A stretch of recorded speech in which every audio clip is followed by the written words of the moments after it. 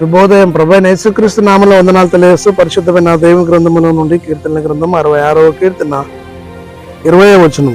దేవుడు నా ప్రార్థన త్రోసివేయలేదు, నా యుద్ధ నుండి తన కృపను తొలగింపను లేదు. ఆయన సన్నతింపబడిన గాక.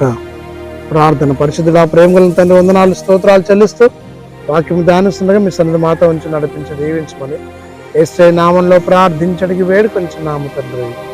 ఆమేన్. దేవుడు ప్రార్థన ఆలకించే దేవుడై ఉన్నాడు అని భక్తుడైనటువంటి దావీదు తెలియజేస్తూ రాస్తూ ఉన్నాడు. నిజమే, ఈ లోకములో ప్రార్థన వినే దేవుడు యేసయ్య. మన ప్రార్థన విని సమాధానమును సంతోషమును ఇచ్చే దేవుడై ఉన్నాడు. నీవు నేను ప్రార్థించినప్పుడు ఆయన త్రోసిపుచ్చే దేవుడు కాదు.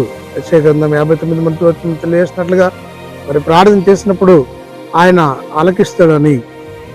ఒకవేళ మనం చేసిన ప్రతి దోషము, ప్రతి పాపము దేవునికి అడ్డముగా వచ్చి ఆ ప్రార్థన వినకుండానట్లు ఆయన చెవులు అందము కాలేదు అని చూస్తాం. కాబట్టి ప్రియ సహోదరి సహోదరుడా, మన దైనందిన జీవితంలో దేవుని వాక్యాన్ని అనుసరించి దేవునికి ప్రార్థిస్తూ దేవుని మహిమపరచ కుమారుని కుమార్తె ఉన్నట్లు పరిశుద్ధాత్మ దేవుడు మనందరికి తోడేయండి, నడిపించి దీవించగాక. ఆమేన్. ప్రేమ నమ్మకం తండ్రి స్తోత్రాలు చెల్లిస్తూ వాక్యం ధ్యానించే దాన్ని తెచ్చిన మహిమ ఘనత ప్రభావం ఆరోపిస్తూ యేసు నామంలో ప్రార్థిస్తున్నాము తండ్రి.